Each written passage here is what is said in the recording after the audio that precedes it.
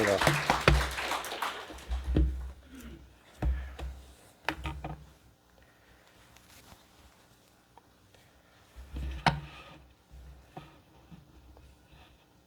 네, 여러분 반갑습니다.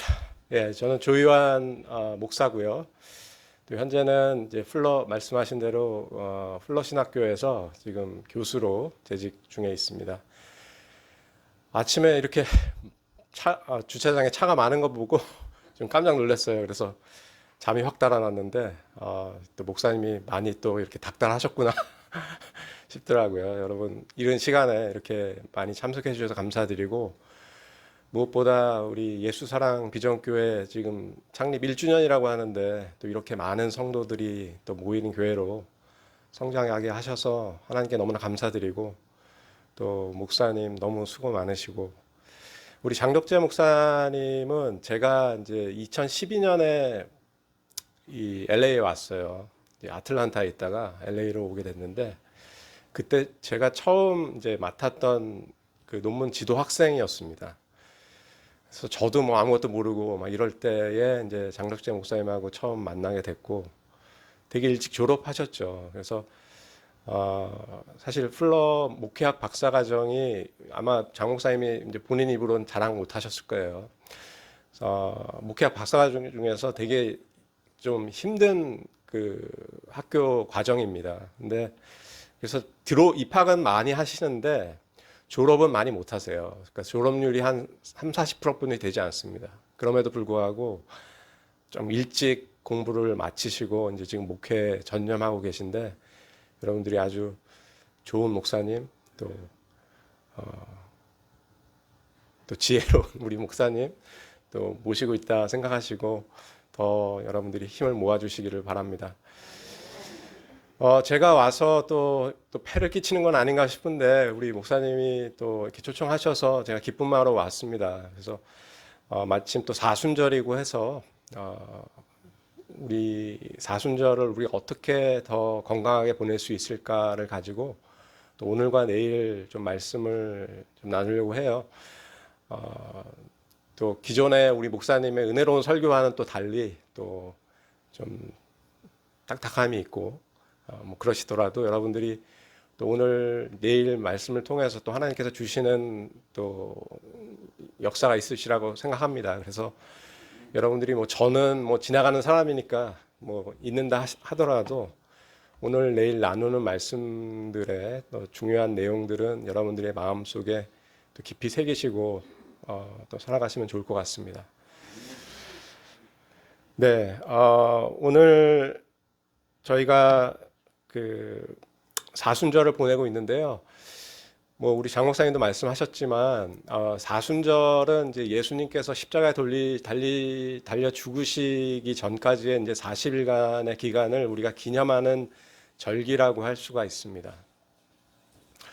그래서 이 시간은 우리가 좀 더 우리가 항상 뭐 경건하게 살아야 되고 항상 거룩하게 살아야 되지만, 이 기간에 더욱 우리가 하나님 앞에서 우리의 모습을 더 단정히 하고 또 금식하시는 분들도 계시고, 또 많은 것들을 좀 중단하거나, 이제 금식이 단순히 음식만 끊는 게 아니죠. 요새는 컴퓨터도 많이 보시고 뭐 유튜브도 많이 보시고 뭐 이러시니까 그런 것들로 끊는 시간들, 뭐 TV도 안 보는 시간, 뭐 이런 식으로 자기 나름대로 사순절을 좀 더 나를 위해 죽으신 주님을 기억하면서 이제 또 뜻깊게 보내는 그런 교회들, 뭐 성도들 많이 계십니다.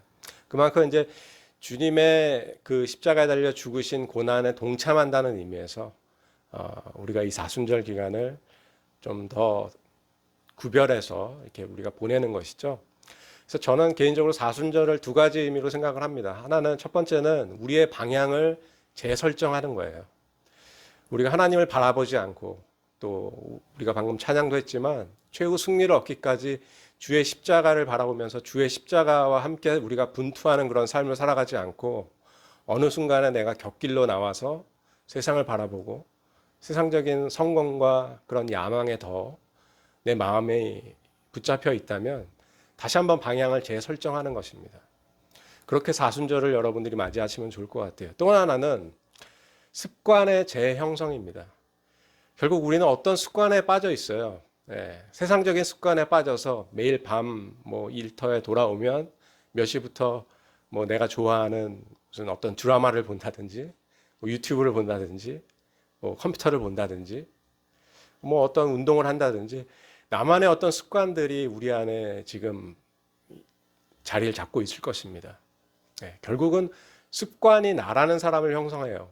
예, 그래서 내 안에 있는 어떤 잘못된 습관들을 내려놓고 다시 한번 하나님의 백성다운 거룩한 습관을 회복하는 그러한 시간으로 여러분들이 이러한 사순절 절기를 맞이하신다면 여러분들이 훨씬 더 신앙생활 나가실 때에 더 역동적이고 더 활기찬 그런 신앙생활을 해나가실 수가 있을 것입니다.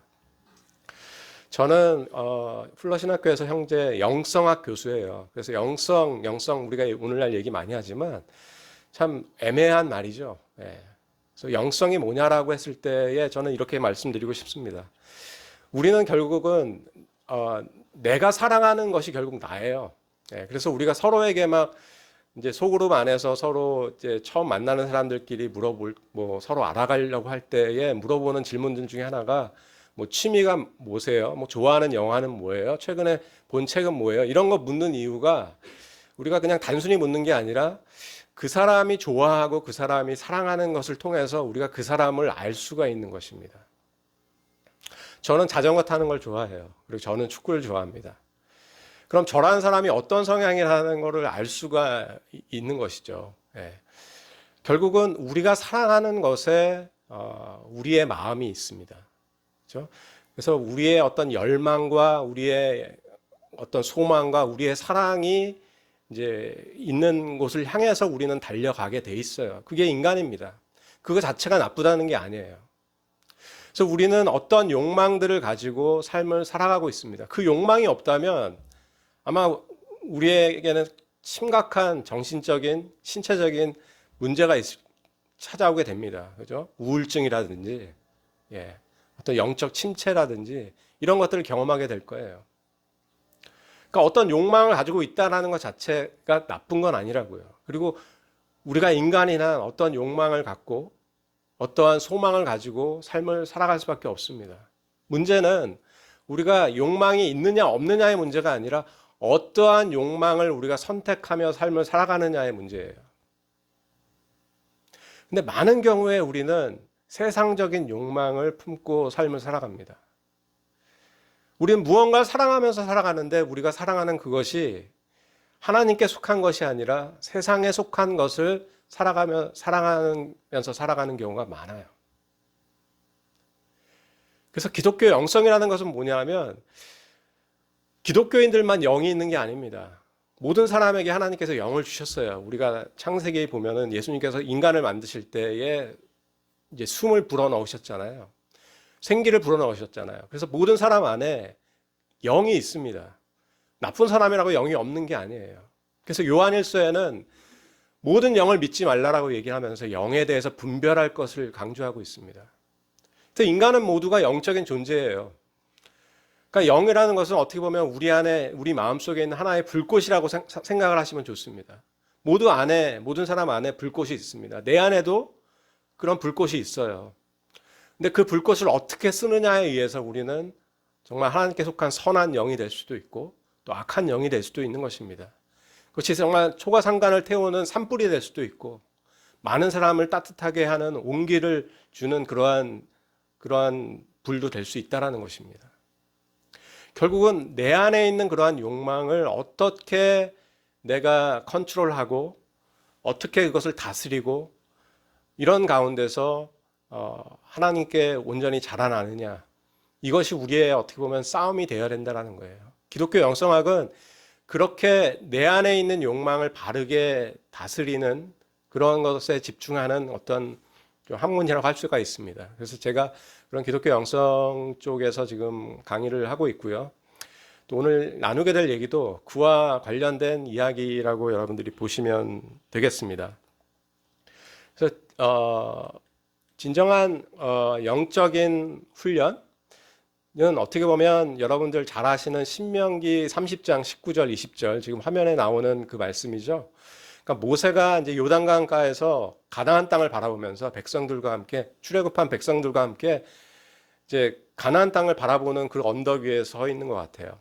거기서 이제 마지막으로 그 모세를 따라오던 그 사람들에게 선택을 하도록 이야기를 하고 있습니다.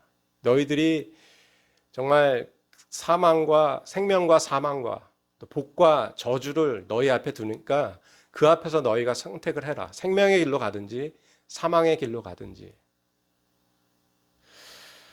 영적인 훈련이라는 것은 결국 그런 것 같습니다.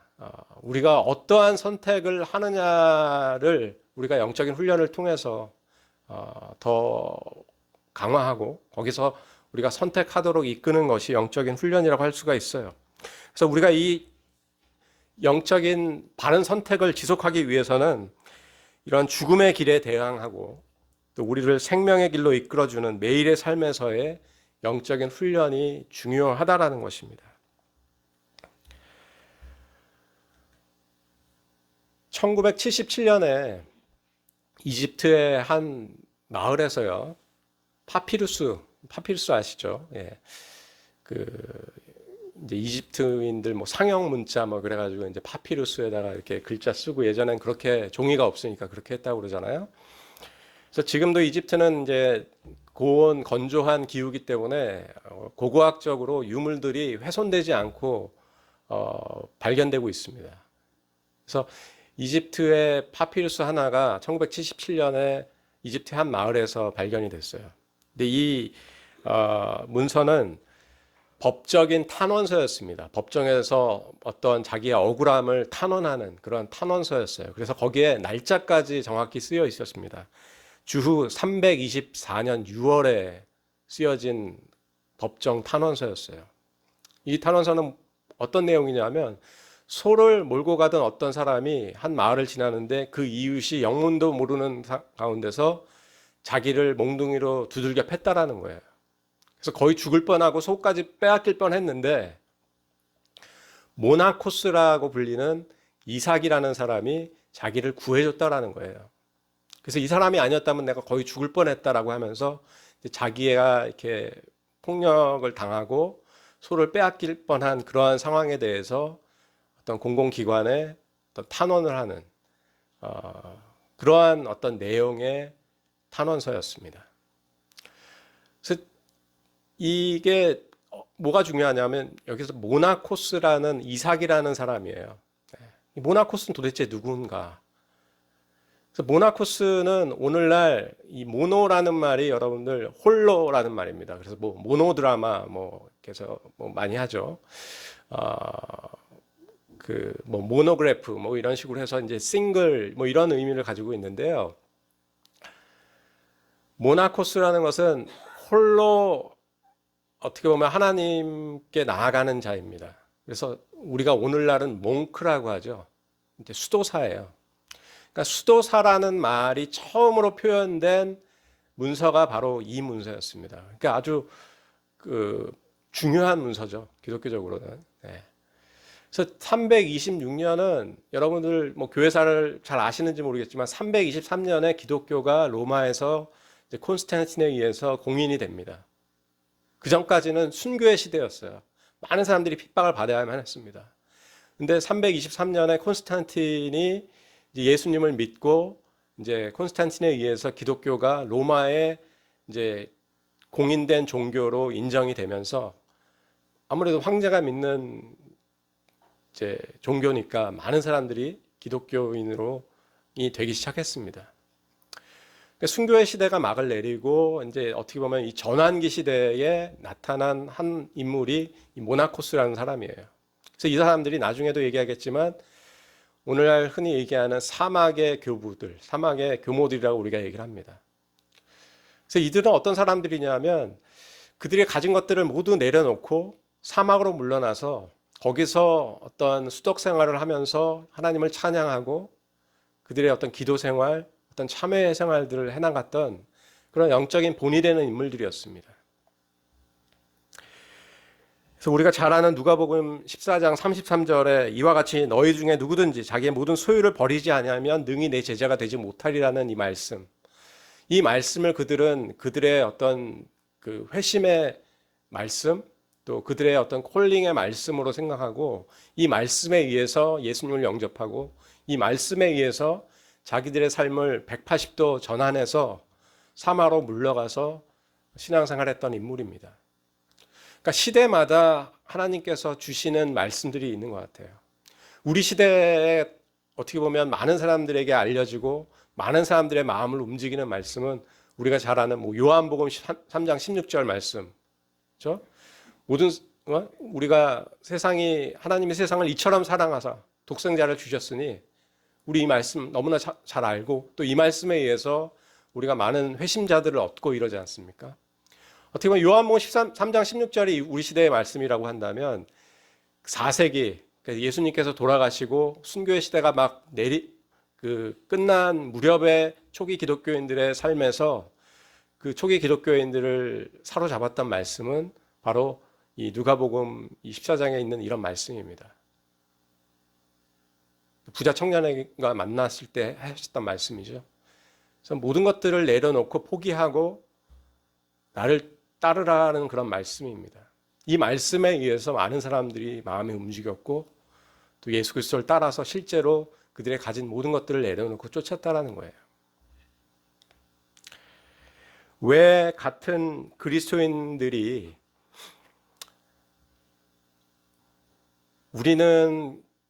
우리와 그들을 이렇게 구별 지을까요? 우리가 왜 같은 그리스도임에도 불구하고 그들은 우리와는 다른 모습으로 삶을 살았을까요?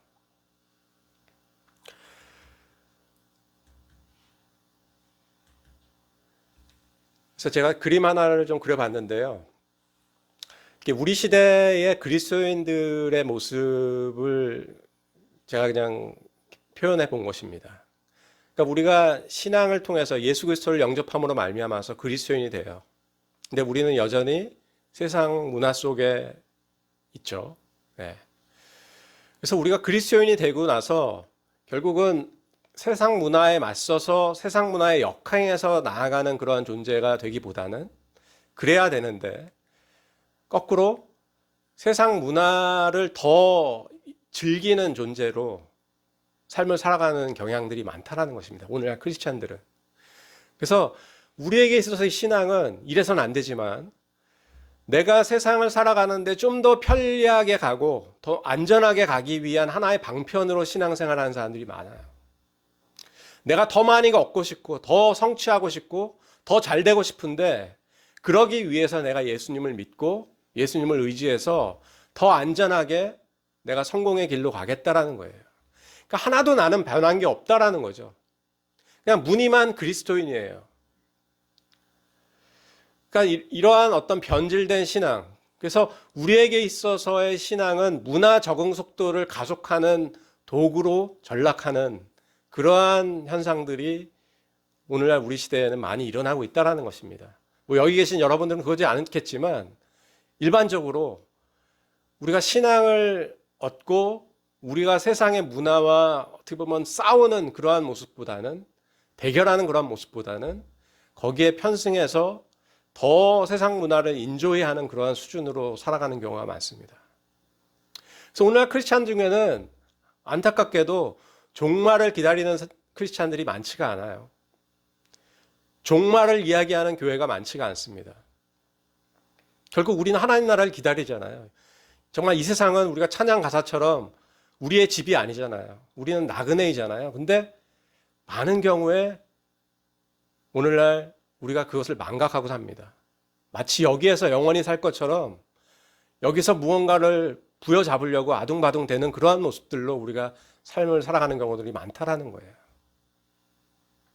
그래서 21세기형 크리스찬들은 어떠냐 하면 우리가 간증 같은 걸 이렇게 많이 들어보면요. 이렇게 교회에서 간증 많이 하시잖아요. 그리고 뭐 세례 받을 때라든지 뭐 침례 받을 때 교회에서 간증하는 걸 보면은 간증도 이게 좀 정형화된 패턴이 있습니다. 누가 가르쳐 주시는지 모르지만 아니면 어디서 들었는지 모르지만 다 간증들이 비슷한 구도가 되는 경우가 많아요.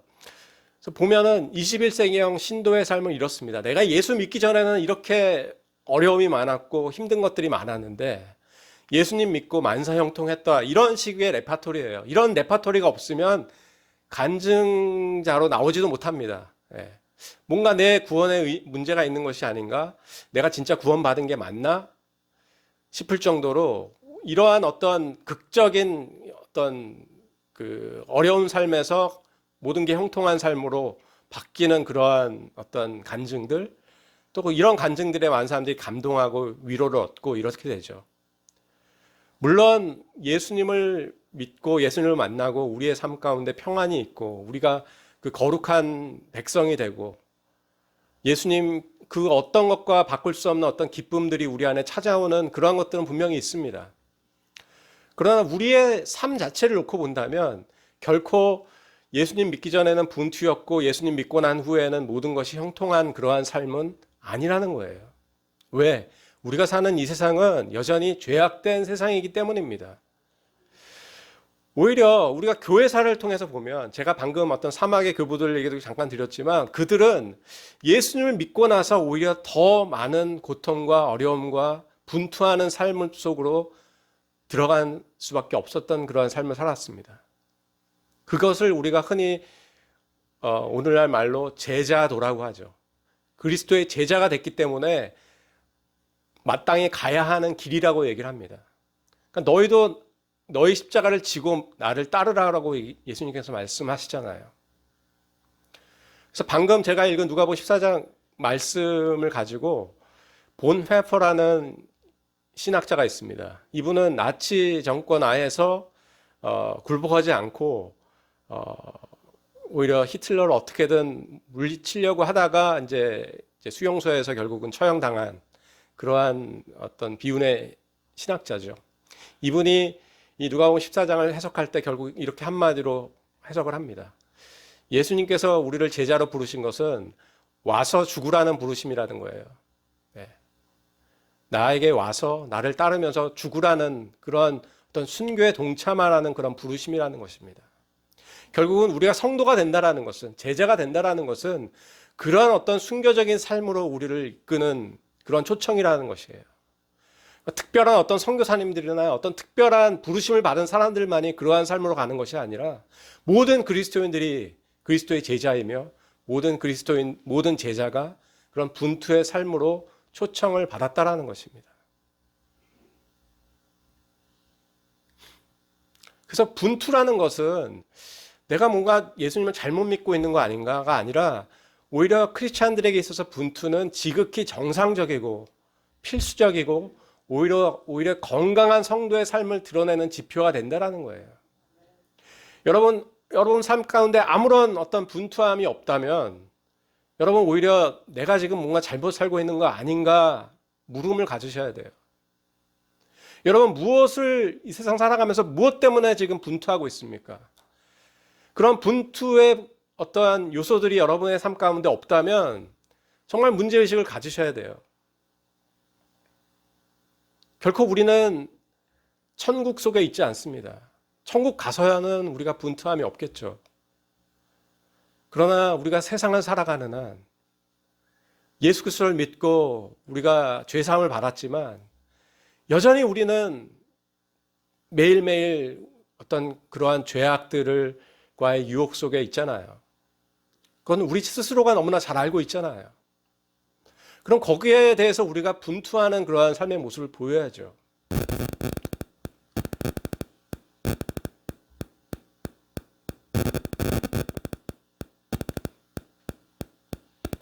이게 무슨 소리가 나네요. 네. 네, 이해해 주십시오. 그래서 아까 말씀드린 사막의 교부들 얘기를 잠깐 다시 하면요. 그 시대의 이야기를 다시 해보겠습니다. 사막의 교부들이 나타나는 때가 이제 4세기예요. 그래서 4세기 이전에는 예수님이 십자가에 못 박혀 죽으신 후에 어떤 이제 그리스도인들에 대한 어떤 대대적인 핍박이 수위가 점점 높아졌습니다.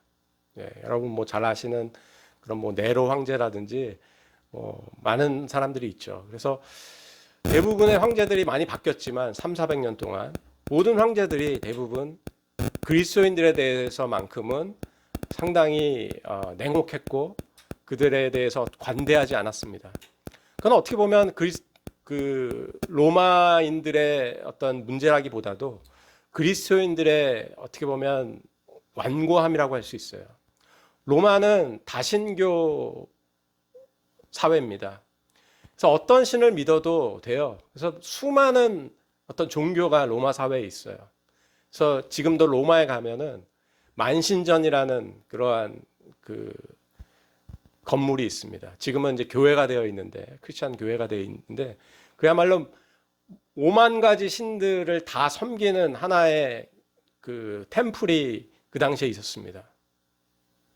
그래서 이쪽 그 벽에서는 누구를 어떤 신상이 있고 이쪽 벽에는 어떤 신상이 있고 이럴 정도로 로마 사회는 다신교 사회였어요.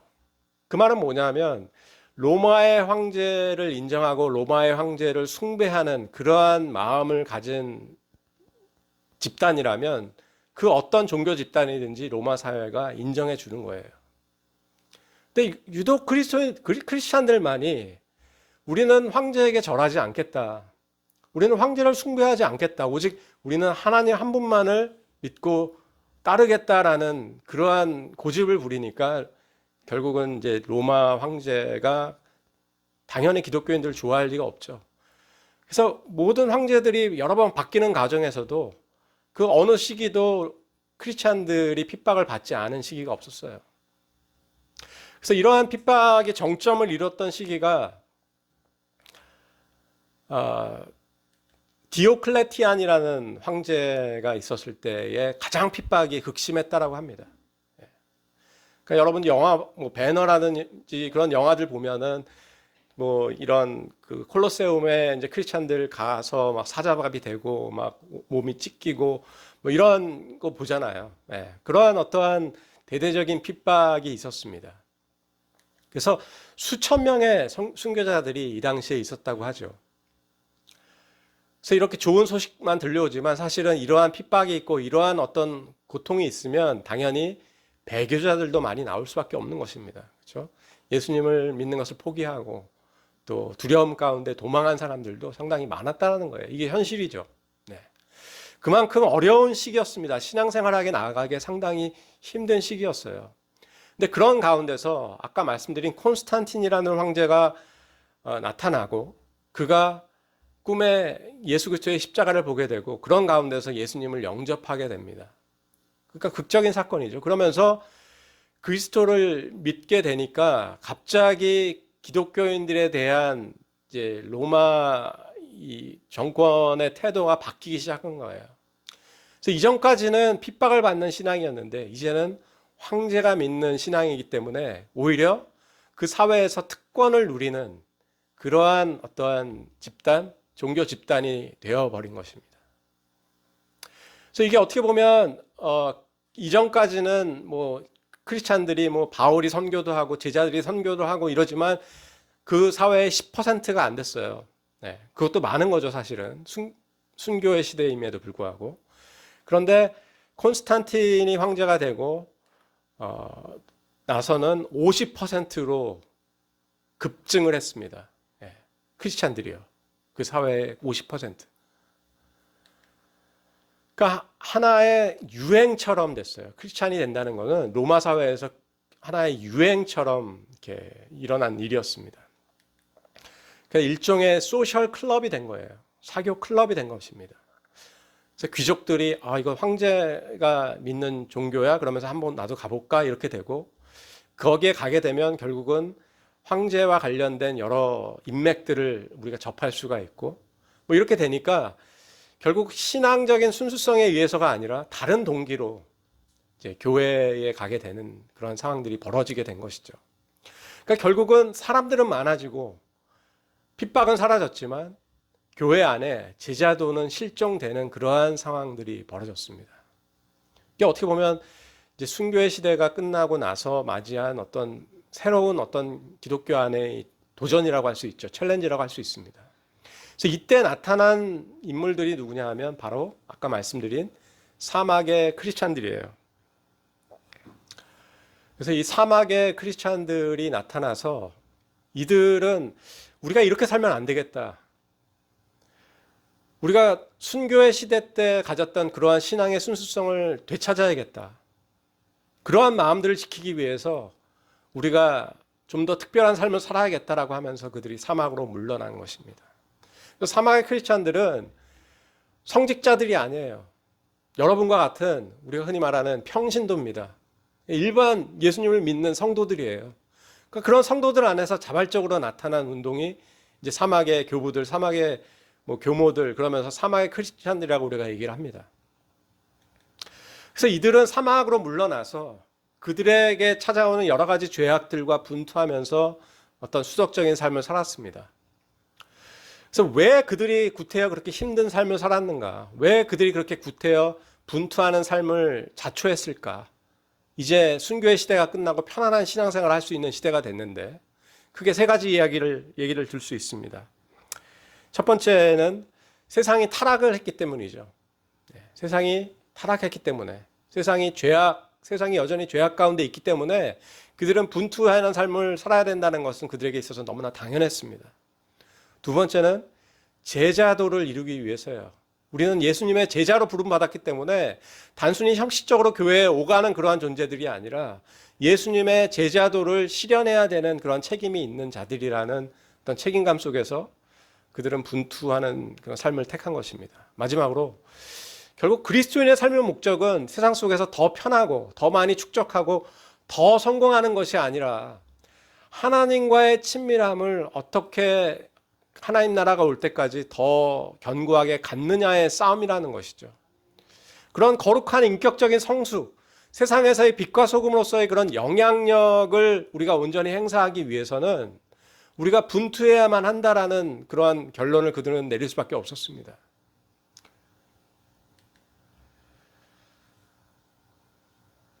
사막의 교부 중에 포에맨이라는 사람이 있어요. 그래서 사막의 교부들의 이제 글이 많이 전해지고 있거든요. 그런데 그 글 중에서 가장 많은 글이 전해지는 것이 포에맨이라는 사람입니다. 그 포에맨이라는 사람이 한 형제가 포에맨에게 와서 이렇게 얘기를 해요. 같이 이제 사막에서 그런 수족 생활을 하는 형제였겠죠. 그 형제가 포에맨에게 와서 제 안에 하나님께서 더 이상 유혹을 주시지 않습니다. 제 안에 모든 유혹들이 물러갔습니다. 제가 사탄과의 싸움에서 승리한 것 같습니다. 제 마음에 이렇게 평안할 수가 없습니다. 제 마음 가운데 완전한 자유함을 제가 경험했습니다. 그러니까 포에맨이 그 형제에게 한 말이에요. 형제님, 당장 가서 주님께서 당신 안에 새로운 전쟁을 일으켜 주시도록 기도하시기 바랍니다. 분투는 우리 영혼에 유익합니다라고 권면을 했다라는 거예요. 그러니까 우리는 성령 충만을 위해서 삶을 살아가잖아요. 그래서 어떤 집회도 가고 어떤 모임도 가고 설교도 듣고 예배에도 참여하고 성경도 보고, 그러니까 우리는 어떤 성령 충만, 그런 영적 자유함, 정말 어떤 유혹과 어떤 것들로부터 자유한 그러한 상황들 속에서 삶을 살아가고자 우리는 애쓰잖아요. 그런데 사막 교부들은 오히려 그러한 노력에도 불구하고 그들이 그러한 상태에 도달했을 때 오히려 우리 안에 새로운 분투가 필요하다라고 하면서 다시금 그런 분투를 위한 삶을 추구해 나갔습니다. 무슨 말이에요? 그러니까 이들이 자학적인 삶을 살았다는 얘기가 아닙니다. 그만큼 우리 안에 우리가 죄인이고 죄악된 세상을 살고 있기 때문에 우리가 죄에 대한 민감성을 가지고 삶을 살아가지 않으면 안 된다라는 거예요.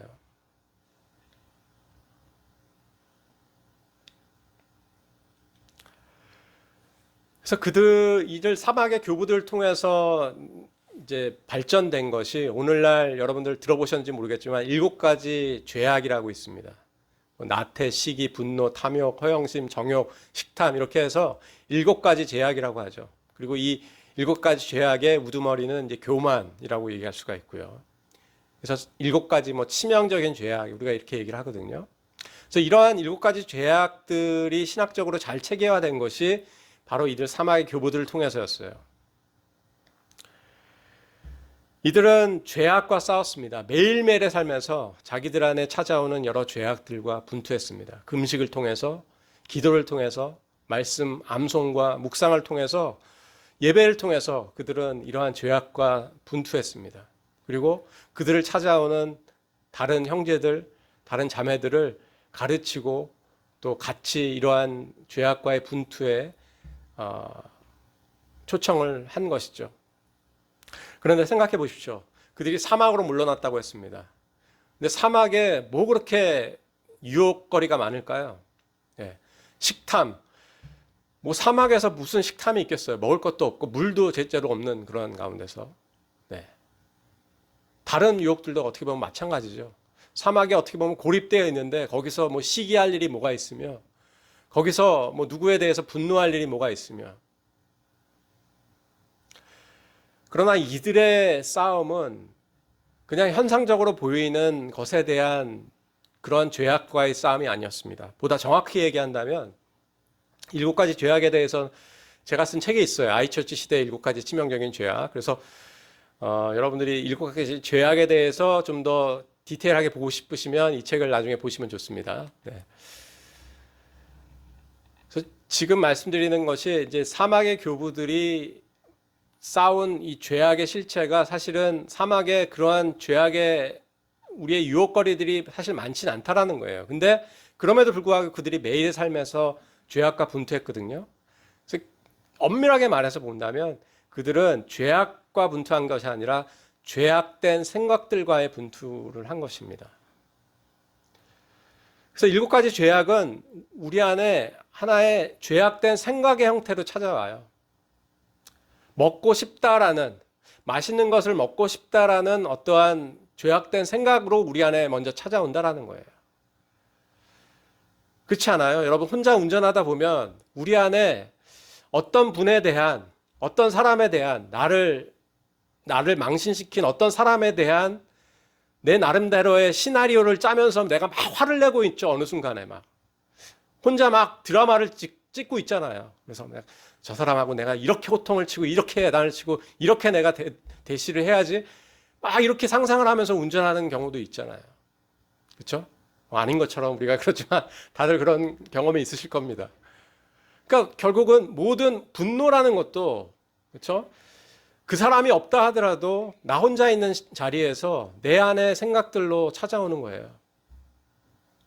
그러니까 모든 7가지 죄악이 그렇습니다. 그러니까 이들은 사막에 물러나서 홀로 있는 자리에서 그러한 경험들을 하고 거기서 분투를 하는 거예요. 우리가 이 팬데믹 시대를 살고 있지 않습니까? 그래서 사회적 거리두기를 하면서 혼자 지내요. 근데 사실 팬데믹 이전에 우리가 원했던 삶은 어쩌면 이런 삶이었는지 모릅니다. 좀 집에서 좀 있어 보고 정말 캘리포니아는 눈이 오지 않지만 눈 오는 날 거리가 다 막히고 우리가 그냥 혼자 집에서 있는 그런 것들 우리가 많이 그리워하잖아요. 어린 시절처럼 그냥 혼자 그냥 방에서 뒹굴고 싶은 정말 혼자만의 시간을 좀 갖고 싶다. 일도 너무 바쁘고 늘 사람들에 치이고 이런데 나만의 시간을 좀 갖고 싶다. 나만의 시간을 가지면 내가 하나님과 더 가까워지고 말씀도 많이 보고 근데 오늘날 우리 신앙생활의 문제가 뭐예요? 사회적 거리두기를 하면서 혼자 신앙생활 하려고 혼자 방에 들어갔더니 내가 하나님께 집중할 수 있는 게 아니라 혼자 있는 시간에 내 안에 찾아오는 수많은 유혹들이 있죠. 그래서 단 1분도 혼자만의 시간 속에 하나님께 집중하지 못하는 나를 너무 많이 발견하게 되는 거예요. 자꾸 인터넷을 보게 되고 핸드폰을 보게 되고 누군가에게 전화하게 되고 자꾸 내 방을 뛰쳐나가려고 하게 되고 이게 우리의 어떻게 보면 현실의 모습이라는 것입니다. 결국 유혹이라는 것은 우리에게 죄악된 생각으로 찾아와요. 그러니까 우리가 분주하게 활동하고 사람들을 만나고 이럴 때는 내 안에 유혹이 있는지 모릅니다. 근데 내가 홀로 내 방에 들어가 내 골방에 들어가 있을 때에 비로소 내 안에 있는 수많은 관객들, 어디언스를 보게 돼요. 그 어디언스들이 우리에게 유혹을 합니다. 다른 어떤 집사님의 모습으로, 또 목사님의 모습으로, 다른 사람의 모습으로 계속 우리에게 유혹을 해요. 그래서 우리를 분노하게 만들고, 우리를 시기하게 만들고, 어떤 정욕에 빠지게 만들고, 욕심을 갖게 만들고,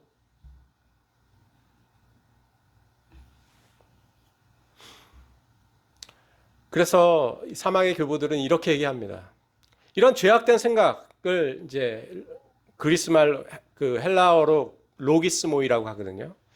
그래서 이런 악한 생각들이 우리에게 들어오는 것을 우리가 마치 우리가 공기를 들이마시는 것처럼 그걸 막을 수는 없다라는 거예요. 이 세상을 사는 한.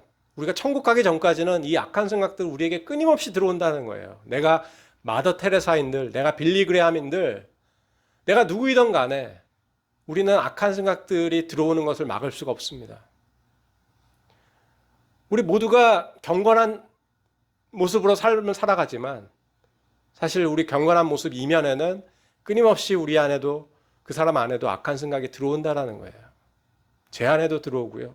그렇죠? 그러나 우리가 할 일은 이 악한 생각이 들어오는 것을 완전히 막을 수는 없다라는 거예요.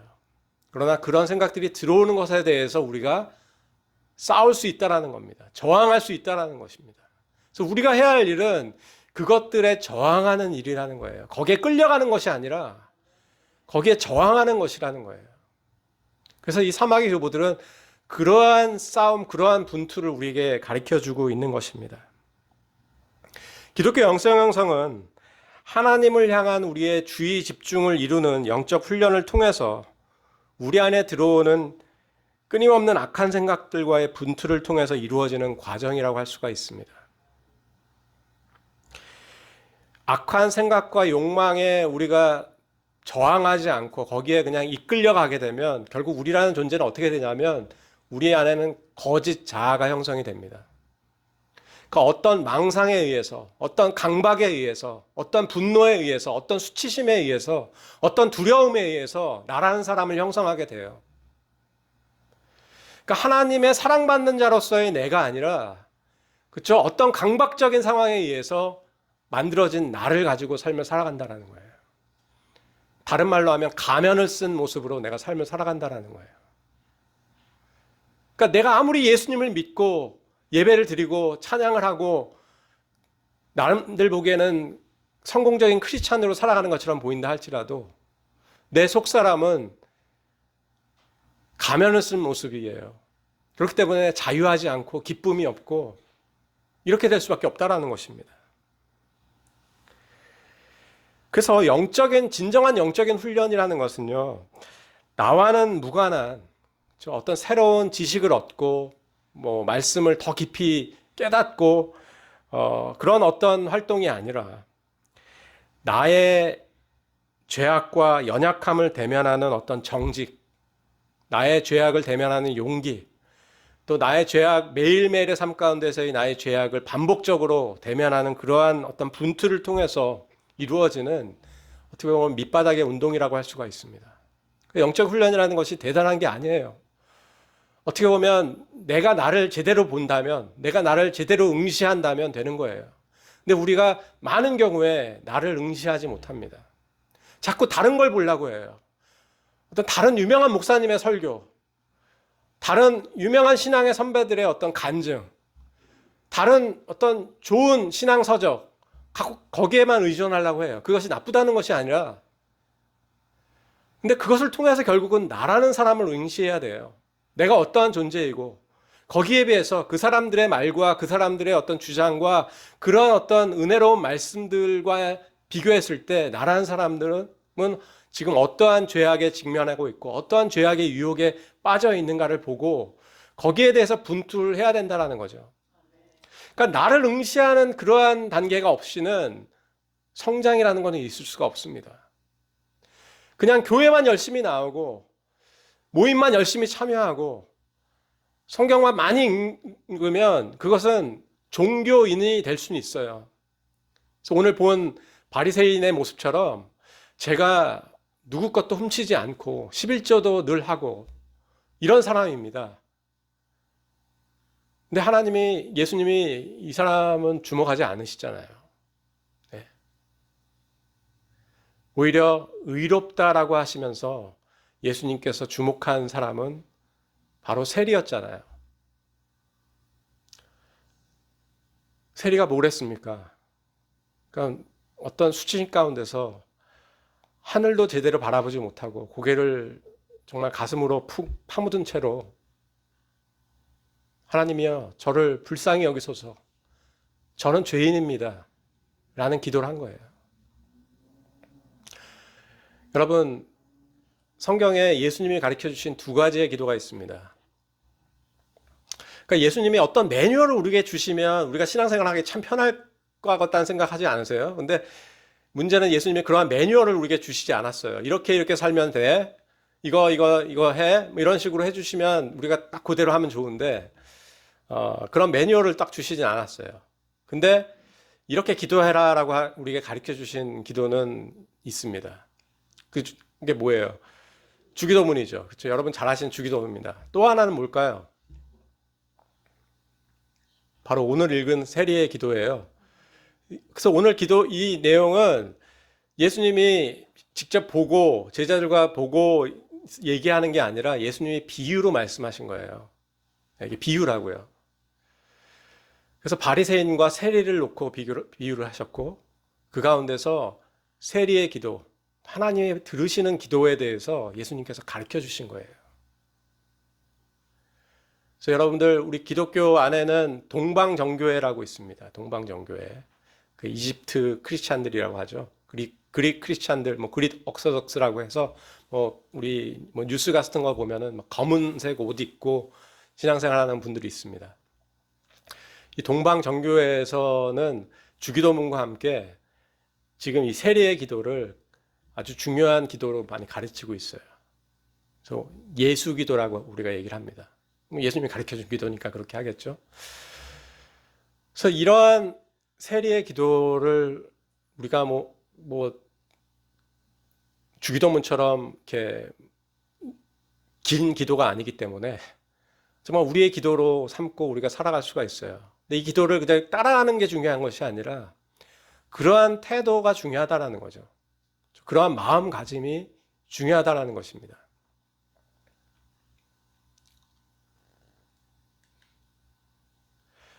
여러분, 물방울이 떨어지면 별거 아닌 것 같죠. 근데 그런 물방울들이 모여서 강물이 되고 결국 바다로 흘러갑니다.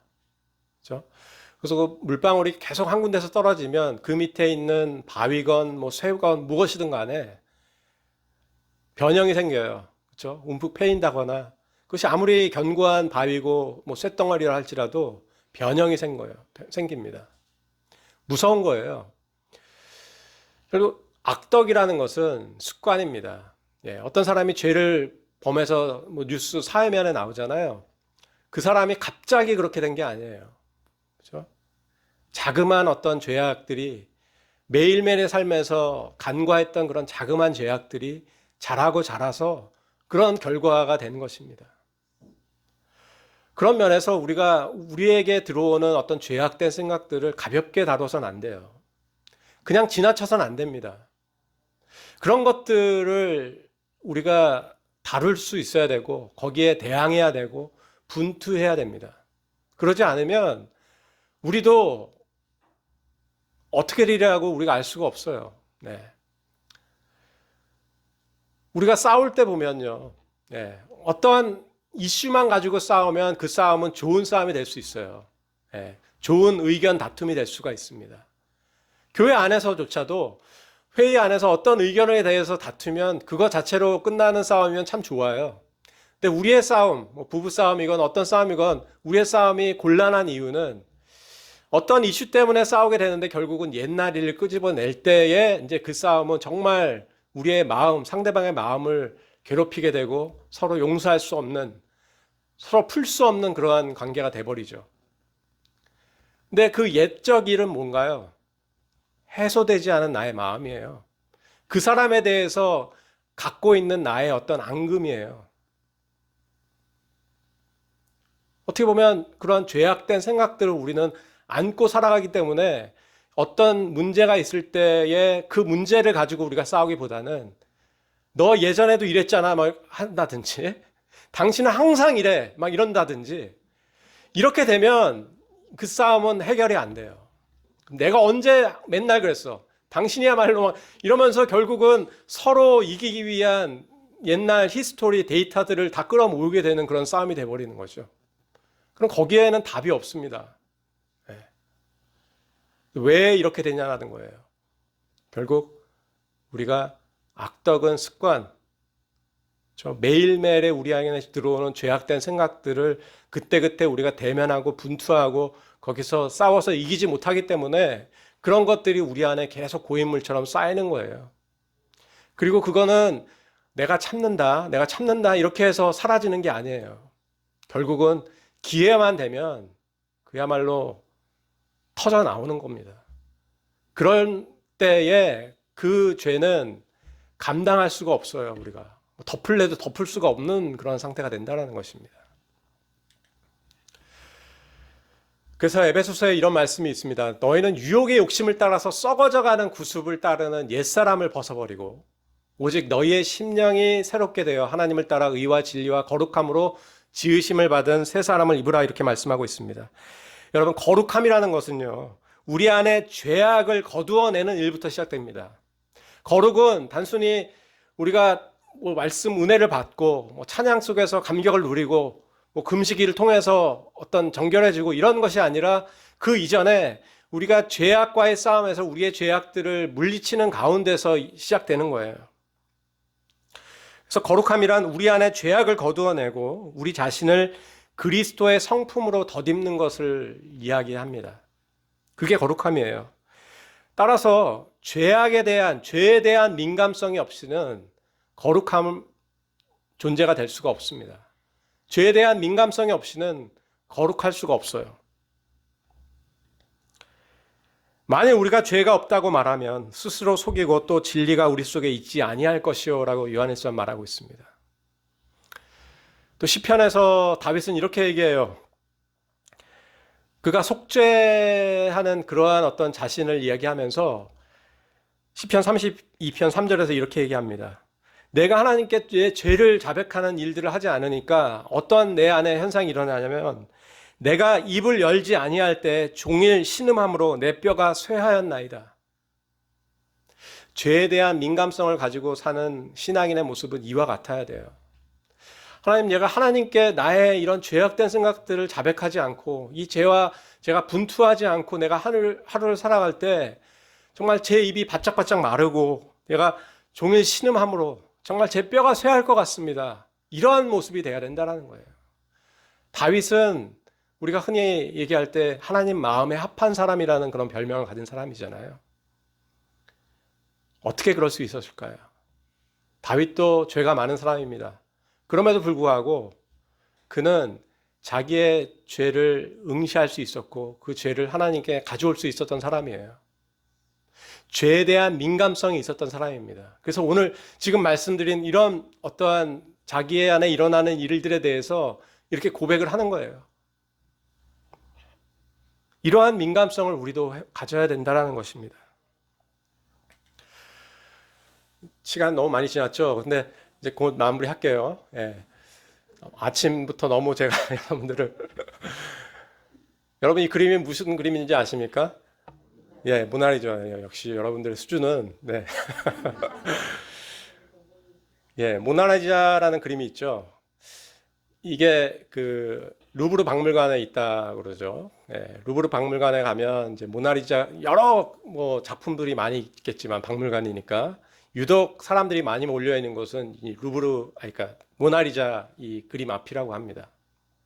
근데 과거에는 사람들이 모나리자 그림을 보면은 막 이제 사진을 찍고 막 이랬는데 요새는 이제 풍경이 달라졌다고 그래요. 사진을 안 찍는 게 아니라 그 앞에서 자기 사진을 찍는데요. 요새 우리들 그런 거 많이 하잖아요. 셀피 이렇게 해가지고 폰으로, 그러니까 뭐 셀카봉 들고 막 그죠? 그러니까 이게 모나리자 앞에서 예전에 모나리자를 찍었어요. 여러분 생각해 보세요. 예전에 가면은 예전 분들 이제 사진집들 보면은 자기 모습은 없고 뭐 산 모습 있고 뭐 그림 있고 막 이렇잖아요. 예전에 우리가 사진을 찍는 방식은 그랬습니다. 근데 요새는 뭐 젊은 사람들은 물론이거니와 우리들도 거기에 영향을 받아서 이제 셀카를 찍죠. 예, 자기 자신을 찍습니다. 그래서 정말 내가 와보고 싶었던 그 건물, 그 풍경은 백그라운드가 되고 오히려 초점은 나한테 있는 거예요. 네. 그러니까 모나리자를 찍는 풍경도 그렇다는 것입니다. 지금 보는 것처럼 다들 모나리자 앞에서 모나리자는 그야말로 아웃 오브 포커스예요. 네. 막 뿌옇게 보일 겁니다. 중요한 건 나예요. 내가 여기 왔노라. 그리고 그거를 빨리 실시간으로 막 SNS에 올리죠. 뭐 페이스북에 올리고 막. 그래서 페이스북 같은 데 보면 뭐 내가 먹은 음식, 내가 본 영화, 내가 여기 왔노라 이런 것들을 자꾸 보여주잖아요. 이게 우리 시대의 문화입니다. 나에 대한 관심과 나에 대한 어떤 애정이 넘쳐나는 시대예요. 그래서 이런 것을 좀 어려운 말로 나르시시즘이라고 합니다. 자기애입니다. 나에 대한 사랑이에요. 그리스 신화에 나르키소스라는 사람이 있어요. 나르키소스라는 사람이 너무 멋진 여인이었습니다. 그래서 어떤 청년이 그녀를 짝사랑하게 되는데 받아주지 않죠. 그러니까 그 청년이 죽으면서 나르키소스가 나와 같은 이 짝사랑의 고통을 알게 해주세요 하면서 저주하면서 죽습니다. 그래서 이 나르키소스가 어느 날 이제 그 연못을 가서 거기서 이제 놀고 있는데 너무나 아름다운 사람의 모습이 보이는 거예요. 바로 연못에 비친 자기의 모습이었습니다. 근데 너무나 아름다워가지고 그 연못을 떠날 수가 없는 거예요. 그리고 그 아름다운 모습을 붙잡으려고 해도 붙잡을 수가 없죠, 당연히. 그래서 절망한 나머지 거기서 자결을 하고 죽었다라는 얘기예요. 여기서 나온 말이 이제 나르시시즘이라는 얘기입니다. 자기애예요. 오늘날 사람들은 자기를 사랑합니다. 저 나의 성공, 나의 잘됨 이런 게 중요해요. 근데 이런 것이 세상적으로만 끝나면 좋은데 저 모나리자처럼 이렇게 세상 속에서의 셀피 찍기로 끝나면 좋은데 이게 우리의 영적인 삶에도 영향을 고스란히 미치고 있다는 것입니다. 오늘날 크리스찬들이 교회에 와서 나의 가족을 위해서 기도합니다. 나의 어떤 일을 위해서 기도해요. 그러나 정작 나의 죄에 대해서 기도하지 않습니다. 어느 순간부터 우리의 예배 속에 죄에 대한 자백의 시간들이 사라지고 있어요. 우리의 찬양들은 어떻게 보면 자기애적인 찬양들이 상대적으로 많아요. 하나님 나의 이 상한 마음. 그래서 더 이상 우리는 죄라는 용어를 쓰지 않습니다, 많이.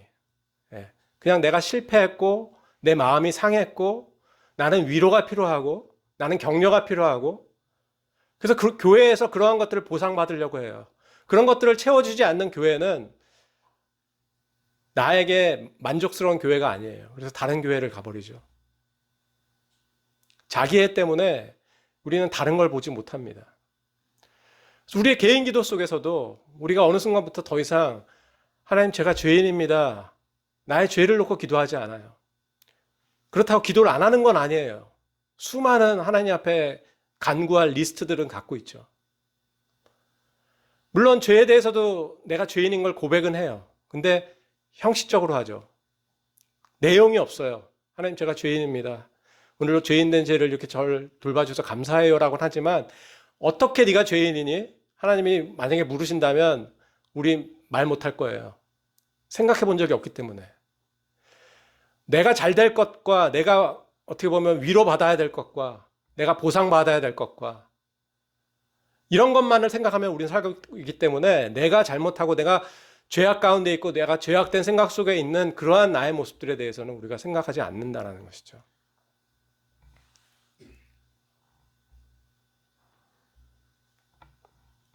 우리에겐 분투가 필요합니다. 고린도전서 9장 25절 27절에 보면은 바울의 유명한 얘기가 나오죠. 그래서 우리가 정말 우리가 찬양도 했지만 최후 승리를 얻기를 원한다면 우리가 모든 일에 절제하면서 정말 마지막에 받을 그러한 썩지 아니할 면류관을 얻기 위해서 우리가 분투해야 된다는 거예요. 그래서 운동선수의 모습으로 바울이 이야기하고 있습니다. 그래서 우리가 다름질을 하기를 향방 없는 것 같이 아니하고 싸우기를 허공을 치는 것 같이 아니하고 내가 내 몸을 쳐서 복종하게 한다라고 하면서 분투를 우리에게 강조하고 있습니다. 내 몸을 쳐 복종하게 한다라는 말이 그리스 말로는 휘포피아조라는 말이에요. 이 휘포피아조라는 말이 오늘 본 말씀 위에 있는 또 다른 비유에서 이야기 나오고 있습니다. 불의한 재판관의 비유예요. 그래서 이렇게 기도하라고 예수님이 가르치면서 이제 얘기한 내용이신데, 불의한 재판관이 있죠. 근데 한 과부가 이제 불의한 재판관에게 자기의 어떤 필요한 것들을 계속 요청을 합니다. 근데 이 사람은 불의한 재판관이에요. 그래서 웬만하면 사람들 말을 안 들어주죠. 그럼에도 불구하고 이 과부가 너무나 자기를 와서 괴롭히니까 내가 어쩔 수 없이 이 사람 간청을 들어준다라고 이런 얘기예요. 그렇죠? 근데 이 재판관이 이야기할 때 이 여인이 너무 나를 괴롭히기 때문에 라는 이 표현이 휘포피아조입니다. 바로 성경에 딱 2번 나오는 표현이에요. 내가 내 몸을 쳐 복종하게 한다라는 이 훈련을 우리가 해야 되는데, 정말 내가 나를 괴롭힐 정도로 해야 된다는 얘기예요. 예. 우리는 너무 자기에 대해서 관대합니다. 다른 사람에 대해서는 되게 우리가 아주 미세한 것까지도 우리가 끄집어내면서 나에 대해서는 너무나 관대해요. 나에 대한 휘포피아조가 필요합니다. 내 몸을 쳐 복종하게 하는 그러한 분투가 우리 안에 필요합니다. 여러분은 어떠한 죄와 가장 어려운 씨름을 하고 있습니까? 어떠한 유혹에 여러분 많이 시달리고 있습니까? 여기에 답하려면 먼저 여러분이 혼자 생각을 해봐야 될 것 같아요. 혼자의 시간을 먼저 가지셔야 될 거예요. 그리고 내가 지금 어떠한 죄악된 생각들이 내 안에 계속해서 들어오는가 관찰해야 될 것입니다. 지켜봐야 될 것입니다. 그리고 그러한 죄악에 대해서 싸움을 이제는 시작해 나가셔야 돼요. 네.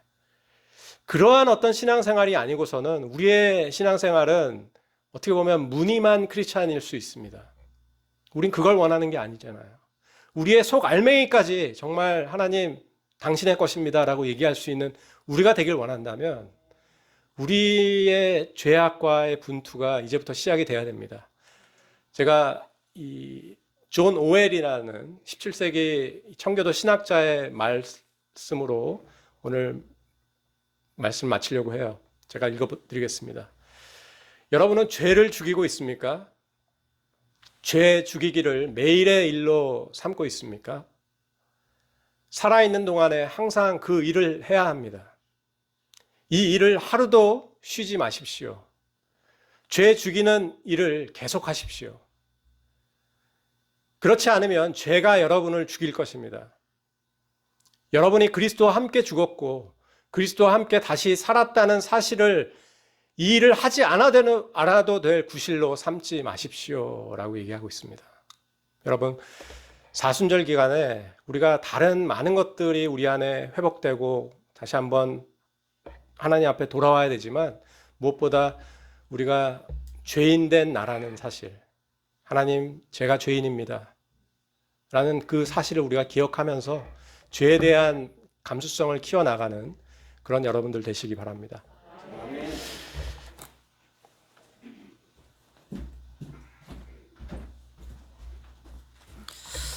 우리 영혼을 깨우는 말씀 참 감사합니다. 우리 귀한 말씀 주신 목사님과 또 이런 기회를 통해서 하늘의 소리를 듣게 하신 하나님께 참으로 감사를 드립니다. 여러분,